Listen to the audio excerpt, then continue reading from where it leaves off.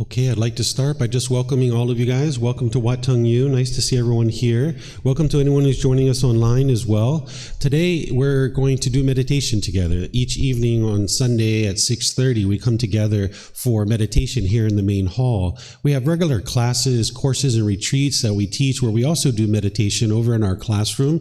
But once a week on Sundays, we come together here in the main hall to be able to meditate at 6:30. After our meditation, I'm going to open up to questions that you guys might have related to the teachings of the Buddha or anything that you're seeing related to Thailand or Buddhism or anything like that you'd like to talk about. We can have a discussion after our meditation. We're going to do breathing mindfulness meditation. This is a primary form of training that the Buddha used in order to move his mind to enlightenment. There's more than just meditation that you would need in order to get to enlightenment, but since meditation is an important component of the path to enlightenment, we start each one of our events with meditation. What I'm going to be doing is doing some chanting to ease us into the meditation. And if you guys would like to chant along, you're more than welcome to. We have chanting sheets over there by the meditation cushions. You can see there's laminated sheets over there, and you're welcome to chant along if you like.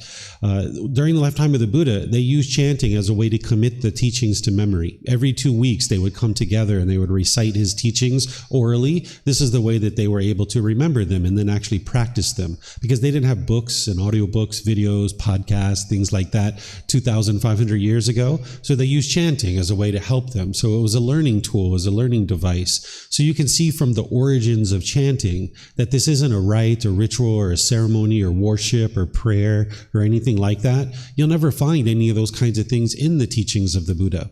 If you've seen those kinds of things associated with the teachings of the Buddha, those aren't the teachings of the Buddha. Those are misunderstandings that people have. So there's no rites, rituals, ceremonies, worship, or prayer in the teachings of the Buddha. It's about cultivating wisdom and training your mind. If you look at the English translations on the chants, you're going to see a lot of appreciation, gratitude, and respect for the Buddha. And because of this, I don't think that the Buddha actually created these chants himself, because a Buddha wouldn't say, here, chant these chants to me out of respect for me, right? This would be arrogance. This would be ego if somebody did this. And an individual who's gotten to enlightenment, they don't have that ego. They don't think of themselves as being above other people or below other people. They just look at everybody as being equal. So the Buddha wouldn't have created these chants to convince his students to chant to him. But if you learn from a teacher how to move from anger, sadness, frustration, and all these other discontent feelings that are in the unenlightened mind to the peace and joy that is the enlightened mind, and that individual helped you out of the kindness of their heart without any expectation of anything in return, you'd probably have a lot of appreciation, gratitude, and respect for the Buddha as well, and that individual. So that's why I think that these chants actually came from his students, either during his life or after his death. After the chanting, I'm going to come in with some guidance where I'm actually going to be instructing you and almost teaching you how to meditate while we're actually meditating. So I'll be guiding you for a period of time. But then there's going to be at a time of quietness where we're just all meditating together. And I'm sure during that period of time, particularly here in the main hall, you're going to hear sounds, right? You're going to hear the speaker from the walking market. You might hear some dogs barking. You might hear any number of different things out here. So you're never going to be able to be in an environment where it's permanently quiet. It's just not possible. But the mind in the unenlightened state craves permanence. So if you're in your meditation craving permanent silence, when you hear a sound, you'll be annoyed or frustrated. But your mind is causing this itself. It's not the outside world that's causing it. It's the mind itself that's causing this. So if you understand the world around you is impermanent and it's constantly changing, when you hear sounds, you understand, like, yeah, that's normal. That's the way the world works, that this sound's going to arise, it's going to change, and it's going to fade away. So you can remain peaceful and joyful in your meditation, even when you're hearing sounds, if you don't have a craving for permanent silence during your meditation.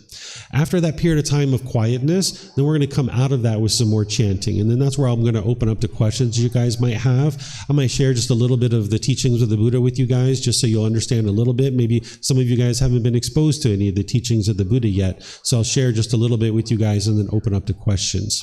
In terms of your body position for meditation, there's 4 positions that the Buddha taught: seated, lying, standing, and walking. And you would learn these different positions at different times. It's kind of like creating a tool belt. So you have different tools available for you on your journey to enlightenment. But oftentimes students are learning in the seated position. So I'll give you guys a little bit of guidance on the seated position so you'll be aware of this and you'll be able to find something that's comfortable for you. The first thing to keep in mind is that there isn't just one way to sit. Everybody's body is a bit different, and it's about finding what's comfortable for you. So what I'm going to share with you are just suggestions or recommendations for you to consider. But even if there's something that you find to be comfortable that I don't teach, you can still use that, because it's not about everybody doing it exactly the same way. So if you're on the floor in a chair, these are all options. Maybe if you're at home, you're on a bench or a sofa or in a wheelchair, you can really sit however you like. If you're on the floor, you might sit with some cushions under your rear. This is going to kind of soften your seat a bit. And then if you're going to bring your legs together in the cross-leg position, you might decide to do that lightly. Whereas if they're real tight, it can impede the circulation and can cause pain in the lower body. The Buddha put his right hand over his left with his thumbs together, and he put this in his lap. If this is comfortable for you, you could use it. But again, it's not about everyone doing it exactly the same way. Some people might choose to put their palms on their thighs or on their knees. Some people might put their palms up or just rest their hands comfortably in their lap. And with your legs, some people even choose to put them off the mat so that you get your hips up in the air, and it lessens the angle at the hips, the knees, and the ankles, allowing the circulation to flow. For anybody who's in a chair, or maybe if you're at home, you're on a bench or a sofa or in a wheelchair, you can also sit however you like. Some people like to put their feet flat on the floor or lightly crossed at the ankles, but over in the classroom, we have a chair there that I sit with my legs crossed, so that's an option for you too. You can sit however you like. And then you can put your hands and arms wherever you like as well. In terms of your upper body, it's helpful if this is erect, with your sternum up and your shoulders back. It'll help keep the mind attentive and alert during the meditation, because this is a dedicated, active, purposeful training session where you're eliminating certain unwholesome qualities from the mind and you're cultivating certain wholesome qualities in the mind. So you would like the mind to be attentive and alert during the meditation. Whereas if you were slouched, the mind would have a tendency to be dull or lethargic. But if you were real rigid, your mind could be overactive or uptight. So you'd like the upper body to be in the middle with the sternum up and the shoulders back to keep the mind attentive and alert, but also to make it easy for you to breathe in and out through the nose. So again, I'm going to do some chanting to ease us into the meditation. If you join along, you'll see that it helps you to ease into the meditation and get more benefit out of the meditation. And then afterwards, I'll come back in with some guidance. Arahang Samma Sambuddho Bhagava Wat Tung Bhagavanang Apivateyami Savakhato Bhagavata Tammo Dhammang Namasami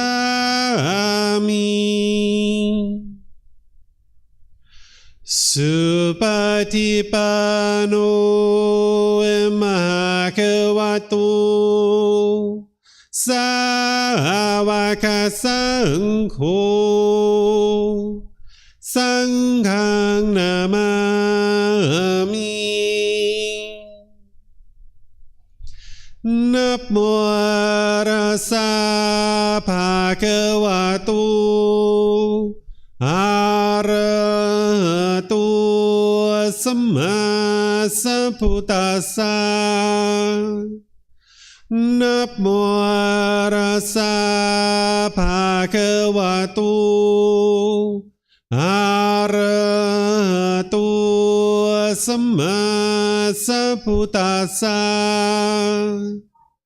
Namo Rasa Bhagavato Arahato Samma Sambuddhassa Iti piso Bhagava Arahang Samma Sambuddho วิชาจารนังสัมมุโนสคาโตโรกาวิตุอนุเตโรปุริสาดามาสติสัตตาตาวาปนุสนังพุทโธภควาติ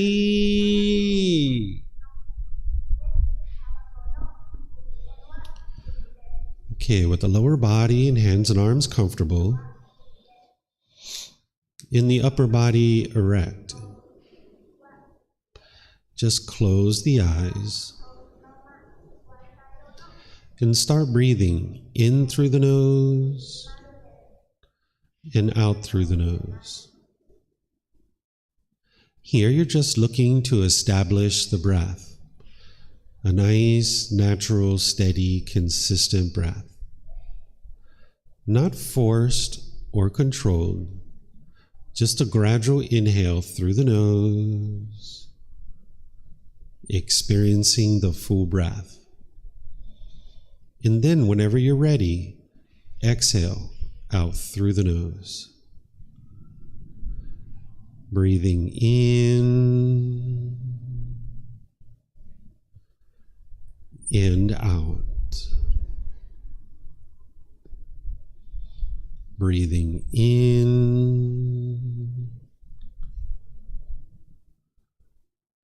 and out.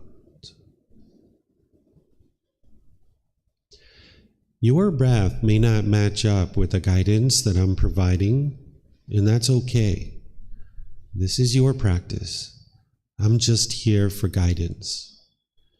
You can use this voice as a reminder that whenever you get to the next inhale, breathing gradually through the nose, developing a nice, natural, steady, consistent breath. And then whenever you're ready, exhale out through the nose, experiencing the full breath. Breathing in and out. Breathing in and out.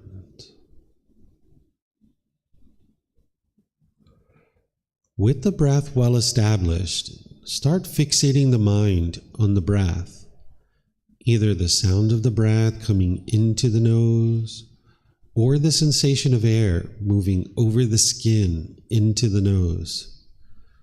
The breath is the present moment.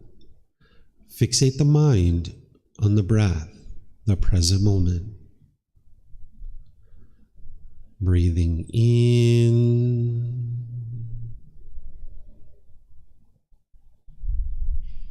and out. Breathing in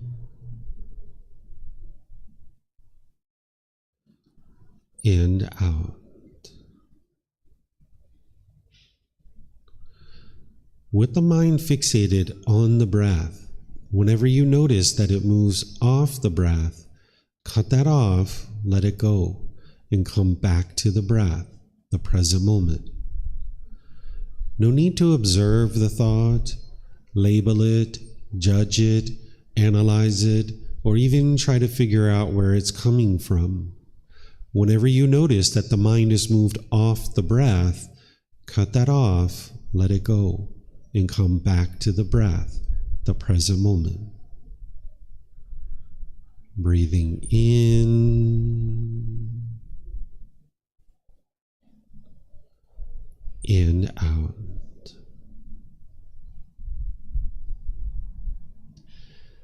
Breathing in and out.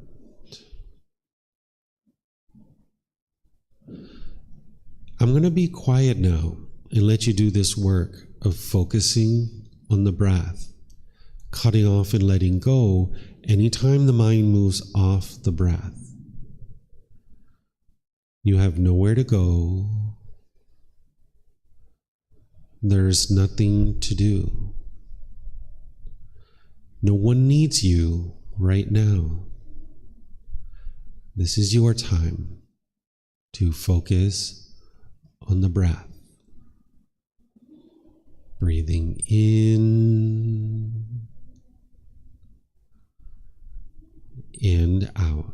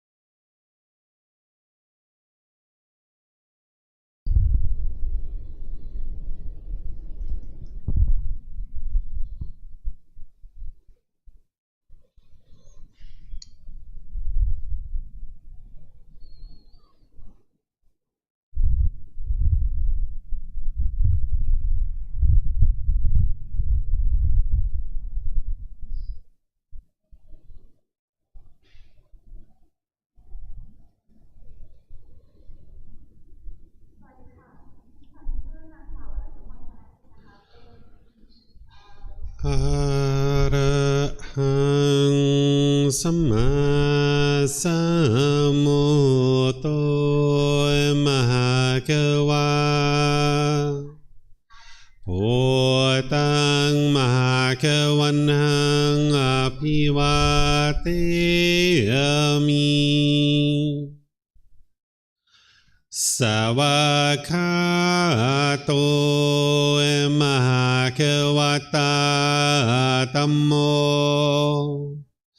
ธัมมังนัมสสามิสุปฏิปันโนมหาเกวัตโตสาวกสังโฆสังฆังนามามินะโมตัสสะภะคะวะโตอะระหะโตสัมมาสัมพุทธัสสะนะโมตัสสะภะคะวะโตอะระหะโตสัมมาสัมพุทธัสสะนะโมตัสสะภะคะวะโตอะระหะโตสัมมาสัมพุทธัสสะอิติปิโสมหาเกวาอะระหังสัมมาสัมพุทโธวิชาจารนังสัมมุโนสกขาโตโรกาวิตุอนุเตโรปุริสาดัมมาสติสัตตาตวามนุสนังพุทโธภะคะวะติ Okay, if you guys would like to slowly make your way out of meditation. Once again, I'd like to welcome all of you guys, whether you're joining here at the temple or you're joining online. Welcome to everyone. This is our Sunday evening meditation where we come together here in the main hall just to give everyone an opportunity to meditate together here in the main hall and then share a little bit of the teachings of the Buddha and open up to whatever questions you guys might have. So I'm going to share with you guys some of the teachings of the Buddha, and I'm going to stop at some point and then open up to any and all questions you guys have, whether it's about something that I've shared or something that you're asking about in terms of things you've seen other places. You're more than welcome to ask any and all questions that you like. Here at the temple, if you have a question, we have microphones here in the middle of the room. All you need to do is get a microphone, bring it back to your seat, press the gray button. You're going to see the lights come on, and you can hold it up to your chin, and we'll be able to hear you here at the temple, and they'll be able to hear you online as well. And then you can keep these microphones with you because maybe you have more than one question, or someone around you might have a question, and you can just share it with them. And then if you're not using the microphone, if you could turn it off, that'll be helpful so that we don't get feedback through the speakers. And then anybody who's online, whether you're in Facebook, YouTube, or Zoom, if you have questions, you can put that into the comment section, or you can raise your hand electronically in Zoom and ask any and all questions you like by just unmuting your microphone. So the Buddha figured out how to get to enlightenment. This is what he did during his lifetime. From the age of 29 to 35, he figured out how to get to this mental state where the mind is completely peaceful, calm, serene, and content with joy. Through training his mind, he figured out how to eliminate anger, sadness, frustration, irritation, annoyance, guilt, shame, fear, stress, anxiety, loneliness, boredom, shyness, resentment, jealousy. All these feelings and others can actually be eliminated from the mind by training the mind.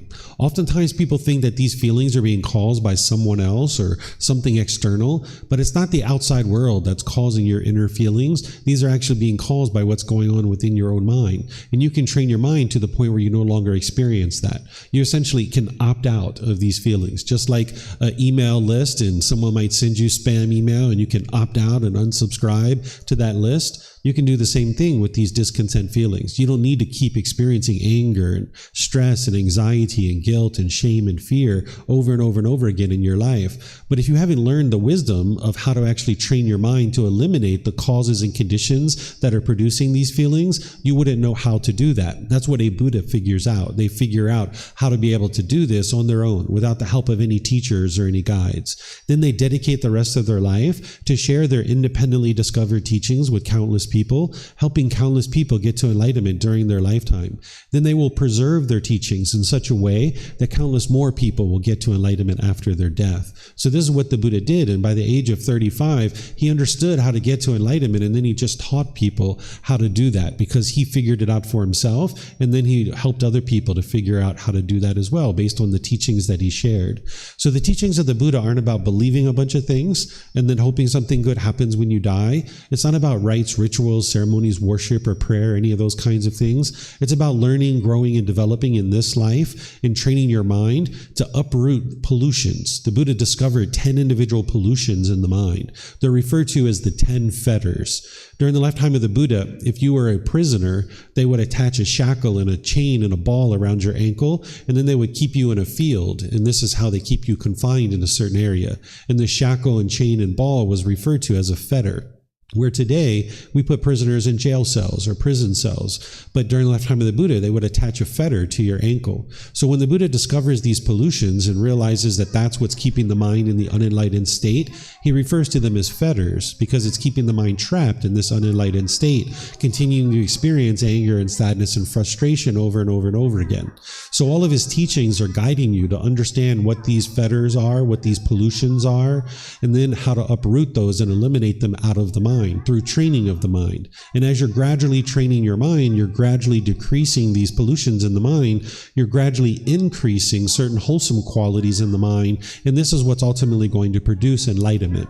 It's not sudden or instantaneous. This is one of the myths about the life story of the Buddha. Some people think that the Buddha sat under a tree, he meditated, and then instantly got to enlightenment. This isn't actually true. It was gradual training, gradual practice, and gradual progress. You can see this in the original words of the Buddha, that he talks about this gradual training, gradual practice, and gradual progress. So what you're doing is you're cultivating wisdom through learning intellectually, you're investigating and examining his teachings, you're then reflecting on them to independently verify whether they're true or they're false. And then you're practicing his teachings, integrating them into your day-to-day life in order to train the mind and uproot these pollutions. And as you're uprooting these pollutions, not only are you going to eliminate your discontent feelings like anger, sadness, frustration, and others, but you'll get to a point where you have focus, concentration, clarity, and deep memory, because your mind will be able to perform optimally. When you have these pollutions in the mind, your mind can't perform optimally, so you'll lack memory or you'll lack focus or concentration in your day-to-day life. But when you uproot those out of your mind will be focused and concentrated.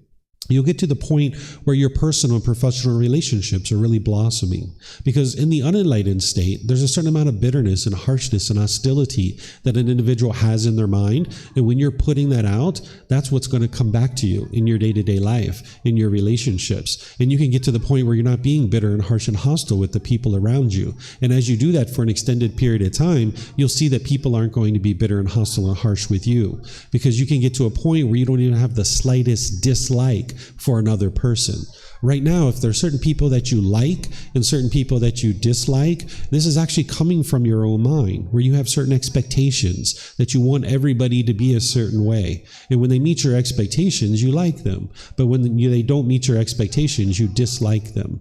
And you can actually transform this and get to the point where you have love and kindness for all beings. But you need to be able to train your own mind doing this inner work. That's what the Buddha is teaching you to do, is uproot these pollutions by doing this inner work. You might think about the teachings of the Buddha like even a self-help program. Some people might think of it in that way. By the time you uproot these pollutions, you won't even be able to experience a bad mood anymore. It'll be physically impossible for you to experience a bad mood because you've uprooted the causes and conditions that are producing it.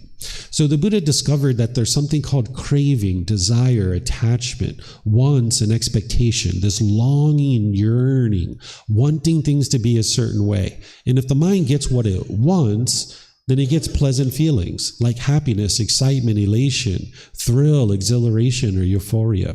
But if the mind doesn't get what it wants, then the mind experiences painful feelings like anger, sadness, frustration, agitation, annoyance, guilt, shame, fear, stress, anxiety, and others. So as long as the mind has this longing, yearning, and it's basing its inner feelings on something external, then the mind's going to keep craving this permanence and wanting things to be a certain way permanently, and it can only be happy when it gets what it wants. This is called conditional happiness, that based on some condition, the mind is now going to be happy. But the problem with that is you can't get what you want all the time because the world's constantly changing. The mind's craving permanence, but yet it lives in an impermanent world. So when the mind doesn't get what it wants, it gets the painful feelings like anger, sadness, frustration, and others. So here's an example for you. Let's just say that if you can think back to when you were a child, right? Because you shouldn't believe what I'm sharing with you here. You need to be able to see the truth for yourself. Think back to when you were a child and you asked your parents for chocolate and ice cream. Right? They might have gave you chocolate and ice cream. Wow, you were so happy. Chocolate and ice cream. Oh, yeah. And now you might have eaten that chocolate and ice cream and felt so much pleasure because of that. And then maybe the next day you asked your parents, Mommy and Daddy, can I have chocolate and ice cream? And they're like, sure, here you go. Here's your chocolate and ice cream. Wow, you got so happy from that, right? Because your cravings were getting fulfilled. But then at some point you said, Mommy and Daddy, can I have chocolate and ice cream? And they said, no, you can't have chocolate and ice cream. Now you're angry, right? And what the mind's going to think is that the problem is external. The mind's going to think mom and dad are the ones who are making you angry. But it's not mom and dad. It's your mind's craving. It's longing, it's yearning, wanting things to be a certain way and wanting that chocolate and ice cream to be permanent. So when we were children, we might have had this craving for chocolate and ice cream, and we could only be happy when we had that chocolate and ice cream. But if we didn't get the chocolate and ice cream, we were angry or frustrated or agitated. But over time, as we ate enough chocolate and ice cream, we eliminated our craving, desire, attachment for chocolate and ice cream. And now you're at the point where if you eat chocolate and ice cream, okay, and if you don't, that's fine too, right? You've eliminated that craving, desire, attachment. You no longer base your inner feelings on whether you're getting that chocolate and ice cream or not, because you've trained your mind to let it go. So the mind needs to be trained to let go. And that's what the meditation was that we were just doing, was training your mind to let go, because the mind holds on and craves permanence. Here's another example. Think back to like a boyfriend or girlfriend that you got together with. Maybe you were really happy and excited when you first got together. You're going to the movies, going to dinner. Maybe you're having great conversations. You're going on walks in the park. But at some point, you guys broke up. And now when you guys broke up, the mind might have been angry or sad or frustrated or lonely or bored, or you might have been missing this person. This is the mind holding on and craving permanence.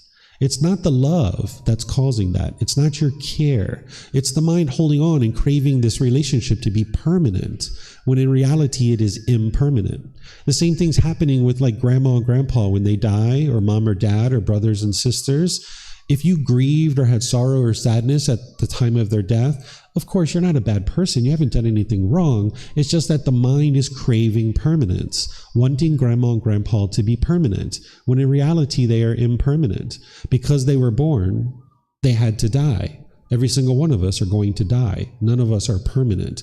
We arise, we change, and then we fade away. That's impermanence. But the mind in the unenlightened state lacks that wisdom. It craves for things to be permanent. It's holding on and wanting things to be permanent. So you can train your mind to have love and care for others, but you don't crave permanence. You understand that this person in your life is not permanent. So that way, when people are coming and going in and out of your life, you don't experience sadness and anger and frustration. You understand that this is normal. So I could give you multiple examples, but you need to be able to see it for yourself. So look at something in your own life. Look at a time when you've been angry or frustrated. Maybe something recent, like maybe today or yesterday or last week, where you've been angry or frustrated. Look at that situation with these fresh eyes. What was it that you were craving, that you were longing, yearning for? And if you would have got it, you would have been happy. But because you didn't get what you wanted, the mind was angry or sad or frustrated.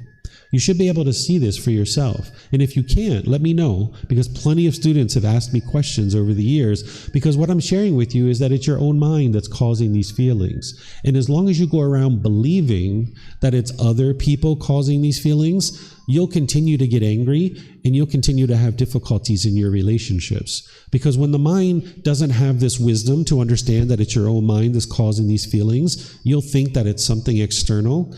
And when your anger is arising, it's very painful for you, and your mind will become unskillful.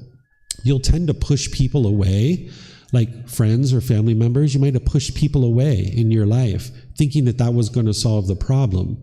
But you can see that that didn't solve it, because when you push those people away, you still get angry or frustrated or agitated. Or you might be bitter and harsh and hostile towards people. That's what the unenlightened mind does. It's almost like an animal growling and roaring at another being, trying to fear them into doing things your way. Or you might put your expectations on people and try to pressure them or control them or force them to do things your way. And if you're doing these things, this is completely normal, but you can change this. This is normal for the unenlightened state. So you need to be able to see that it's your own mind that's causing these feelings, because as long as you're pushing people away, you're being bitter, harsh, and hostile, and you're putting your expectations on people, you can't live harmoniously with all beings. And people might be doing these kinds of things to you too, right? So as you train your mind to not do these types of things, you can experience fulfilling, sustaining, and long-lasting relationships where you're not being bitter and harsh and hostile in your relationships any longer. But as long as you have cravings, as long as you have expectations, as long as you want something from this person, they're not going to be able to do that for you permanently. So therefore, as long as they're doing things your way, you'll be happy. But when they stop doing things your way, you'll be angry or frustrated or sad or some other discontent feeling. So the Buddha taught this better way of life. He didn't teach rules and commandments. He didn't teach beliefs. He didn't teach rituals and ceremonies. He taught you how to train your mind to get to the point where you can be peaceful and joyful in the world. But it needs you to be able to cultivate wisdom and be willing to do this inner work to change your mind and transform your mind through training of the mind. And it starts with understanding the craving, desire, attachment. It's your own mind that's causing these feelings. So you need to be able to walk through this to be able to understand it. And today I just gave you a little bit of a taste of this, but in all of our courses and retreats and things like this, I help students to be able to understand this in more detail, walking them through it slowly in a way that they can understand it and independently verify it. So I'm going to just stop here and see if you guys have any questions that you would like to ask about anything that I've been sharing or anything that you've been seeing in your life about Buddhism or the temples here in Thailand or Thailand itself, or maybe you might be having a certain challenge in your day-to-day life and you're looking for understanding and maybe some insight to be able to help you in your day-to-day challenges. So again, if you guys could use the microphones here and online, if you guys could put that into Facebook, YouTube, or Zoom, or raise your hand in Zoom, that would be helpful. Does anybody have any questions here?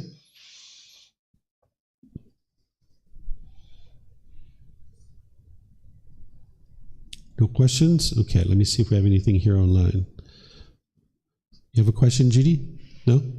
Yeah? I thought I saw you raising your hand there.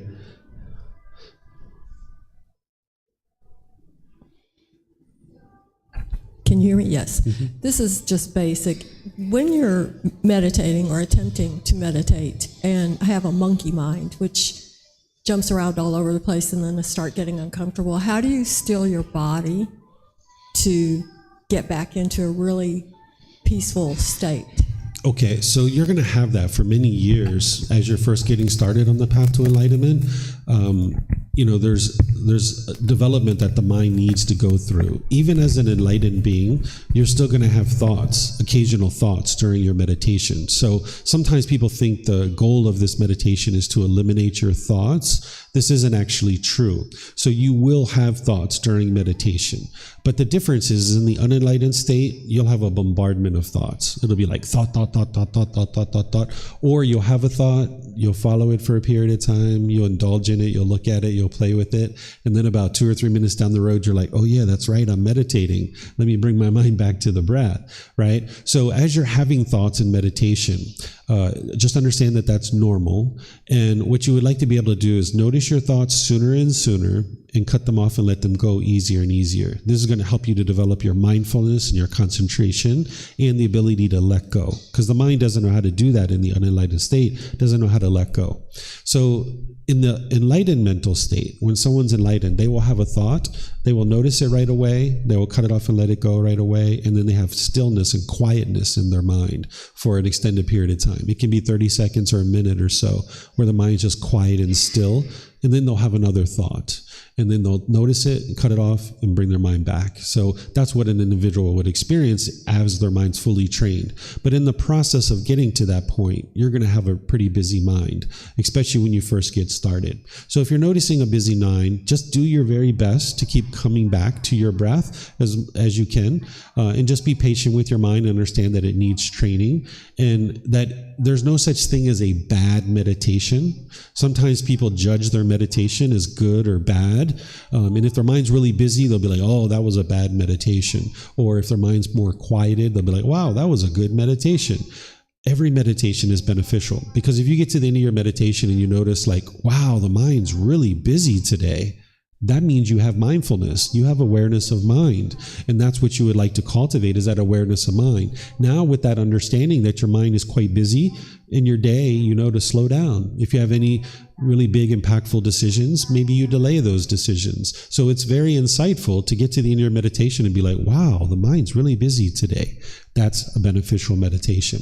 But if you notice that your body is uncomfortable during meditation, what you would like to be able to do is try to adjust your body position while you're in meditation. And if you can adjust to get more comfortable, great. But then that's also why there's 4 positions, because sometimes you're going to need a different position. You might need lying position, where you lie on the ground, face up, and all the muscles are completely relaxed, and the body's going to be quite comfortable there. But in the lying position, you need to be careful, because sometimes the mind will fall asleep. So that's where we have standing position and we have walking position.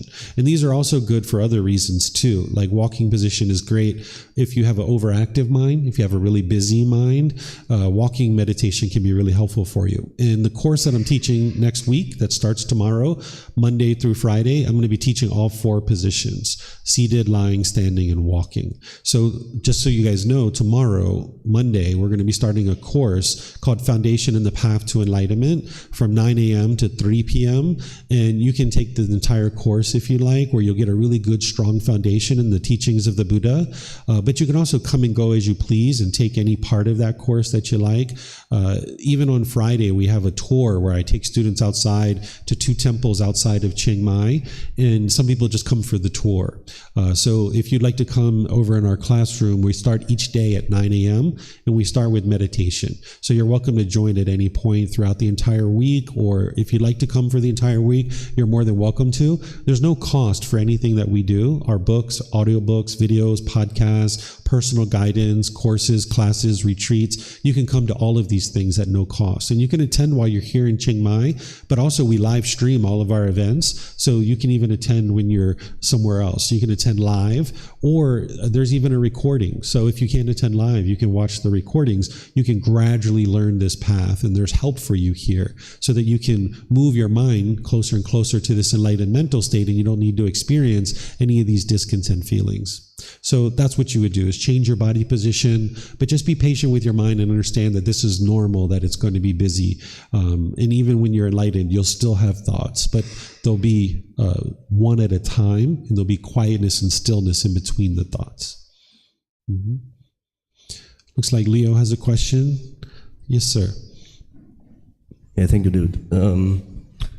I have a cold for a few days now, and I think the last 5-6 days I almost didn't meditate, or I sometimes try it a little bit, but after a few minutes I stopped it, and I think there might be a craving for comfort when I'm meditating, and there's a lot of coughing, and the nose is full of so it's difficult for me to sit down and meditate. I tend to then lie down and then I fall asleep. So you have some suggestions in this situation. It comes in mind that maybe walking meditation could be an option. I just realized. And I also wanted to ask, how detrimental is this for my progress? Okay. So it's important to understand that your meditation is impermanent, right? Just like everything else, your meditation practice is impermanent. It's constantly changing. Sometimes people think that their path to enlightenment is going to be like this, like a linear path. But in reality, it's kind of like this. That's kind of like the way someone would make their way to enlightenment, that there's these twists and turns, but you're gradually making progress over time, but it's not going to be linear like this. So you'll go through periods of time like this where the body's sick and you're not meditating in the same way that you once were. And this helps you to train your mind to not be attached to your meditation and having your meditation every single day and having your meditation done a certain way every single day. So if your nose is clogged up, you might decide to breathe in through your mouth and just focus on the sensation of the air moving over the lip. That can be an option for you. You can do walking meditation, like you mentioned. That's an option. So during these periods of time, you do the best you can do, right? And then just understand that this body being sick is not permanent, that eventually you'll be past this sickness and you'll be able to meditate the way that you were before. In terms of whether this is detrimental to you or not, if you weren't meditating for weeks and months on end, your mind's going to regress. But if you go through periods of time where for a few days or even a week or so, you're not able to meditate, it's not going to drastically affect your practice in terms of your overall ability to get to enlightenment, because your enlightenment is not going to be determined based on whether you missed meditation today or not. Your enlightenment is going to be determined based on, if you miss meditation today, what do you do next? Right? Can you consistently put together enough meditation over the next 5, 6, 8, 10 years that is going to gradually move your mind towards this enlightened mental state? So if you look at the long term, where, it took the Buddha 6 years to get to enlightenment. So I would suggest it's probably going to take you at least that long, and perhaps even, a little bit longer perhaps. But let's just say we use that 6-year window, right? If you don't meditate for a week or two because this body is sick, over the course of that 6 years, it's not going to affect your ability to get to enlightenment. So what I recommend people to do is meditate 2 or 3 times a day for 30 minutes. This is what you'll notice actually you can integrate into your life, and the frequency of 2 or 3 times will actually help you. And of course, you're going to need to clear some things out of your life in order to be able to build up to that. And it can take 6 months, a year, even 2 years to build up to that type of practice. So if you're meditating twice a day, for example, in a month, that's 60 meditations. But if you're meditating 52 times, 53 times, 54 times, you're still making your way to enlightenment. It's just that you're not going to be able to permanently meditate every single day for the rest of your life 2 times a day. You're not going to be able to do that because of impermanence. So just understand that what you're experiencing is impermanence of the body. It's going to be sick sometimes. Understand that your meditation practice is impermanent. You do the best that you can do with the tools that you have. And then when this body gets better, then you have a more consistent practice. And understand that you're not going to have significant regression if it's just a short period of time of maybe 3 days, 5 days, 10 days, something like this. Most illnesses, you can overcome them by then. You're welcome. Any other questions you guys have? No other questions? Okay, I don't see any questions online either. So what I'm going to do is just end our time together by saying thank you for joining. Thank you for your interest to learn and practice the teachings of the Buddha. And at the same time, I'll invite you to join for future events if you'd like to come. Like I mentioned, next week we have the course Monday through Friday from 9 to 3. This evening at 9 p.m., I'm going to be over in the classroom, which is a bit quieter. It's got air conditioning, all those kinds of things. If you'd like to join at 9 p.m., we have meditation again at 9 p.m. And then I'm going to be teaching, as part of our group learning program, I'm going to be teaching chapter 14, which is something that I teach each Sunday morning and Sunday evening. I teach a chapter by chapter in our book. And this chapter is titled Cultivating Healthy Mental States, Loving Kindness, Compassion, Sympathetic Joy, and Equanimity. These are 4 healthy mental states where there are certain symptoms that you'll have in your mind. And then when you understand what those symptoms are and you understand the prescription to apply to them, you can actually apply the prescription and actually eliminate those symptoms from the mind. This is where the Buddha actually gets the reputation of being like a doctor, because there's a certain symptom and then there's a prescription. And you are your own best doctor. If you understand the wisdom of what those symptoms are and what the prescription is, you can actually apply it without having anybody tell you what you should or shouldn't be doing. You'll just know the wisdom for yourself. So I'm going to explain to you guys in detail, what are these 4 healthy mental states and what are they antidoting, so that then you can apply them in your day-to-day life and move the mind closer and closer to this enlightened mental state.